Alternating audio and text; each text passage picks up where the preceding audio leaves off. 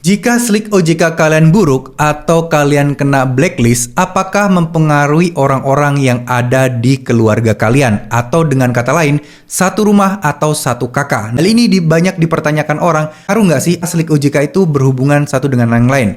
Nah, setahu saya, slik OJK itu mengarah ke personal ya teman-teman, berdasarkan ya sesuai dengan data KTP kalian lah ya, identitas kalian. Kenapa kok banyak yang bilang bahwa keluarga kalian atau satu keluarga akan kena imbasnya dan juga akan dipersulit ketika mereka akan mengajukan pinjaman online? Sebenarnya gini ya teman-teman ya, itu tergantung penilaian objektif dan SOP dari para penyedia pinjaman atau perkreditan. Dengan kata lain, misal bisa jadi penyedia pinjaman tersebut memiliki daftar pinjam sendiri ya, daftar blacklist dan lain sebagainya. Misal nih, mereka pernah bermasalah atau di blacklist di bank tersebut ya, katakanlah bank atau pinjol lah. Nah mungkin kakaknya atau adiknya yang satu rumah sebenarnya dia tidak pernah punya masalah di pinjol ataupun telat bayar di tempat yang lain. Bisa jadi kemungkinan ditolak ketika dia mengajukan dan ternyata alamatnya ada yang sama nih, di alamat yang sama, tapi ternyata yang satunya slik OJK-nya macet, buruk, dan ini bisa menjadi sebuah faktor yang menyebabkan pinjaman dia ditolak juga.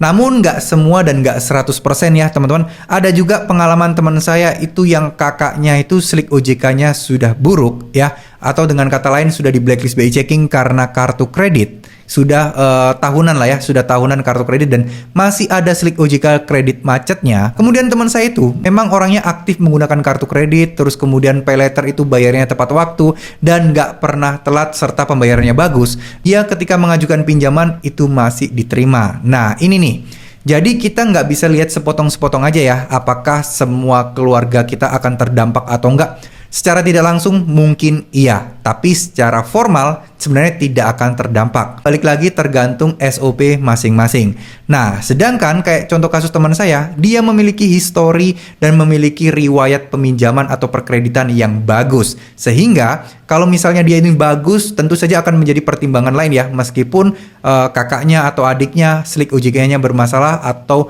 kredit macet, tapi dia masih tetap bisa dicairkan. Karena hal itulah itu bisa menjadi sebuah bahan pertimbangan teman-teman. Sehingga ini merupakan sebuah jawaban yang mungkin buat teman-teman yang merasa saya tidak pernah minjam, saya tidak pernah kredit, tapi ketika saya minjam pertama kali, kenapa saya ditolak? Ya, kenapa pengajuan kartu kredit saya selalu ditolak padahal saya nggak pernah minjam apapun? Nah, bisa jadi karena hal tersebut. Tapi balik lagi teman-teman ya, jadi ketika teman-teman memang tidak punya histori, itu bukan berarti ada di keluarga kalian yang BI check-nya bermasalah loh. Nggak semuanya kayak gitu juga. Itu adalah kasus, ya itu adalah kasus tertentu. Dan yang paling penting sebenarnya adalah riwayat kredit serta ya mungkin alamat kalian jelas, data pribadi kalian jelas, dan lain sebagainya. Mulai dari pekerjaan, penghasilan, dan semuanya itu menjadi faktor pertimbangan. Jadi kita nggak bisa melihat dengan sepotong-sepotong. Oke, kalau memang orangnya yang bersangkutan slik OJK-nya bermasalah, ya udah, dia pasti akan kesulitan. Tapi kalau yang satu rumah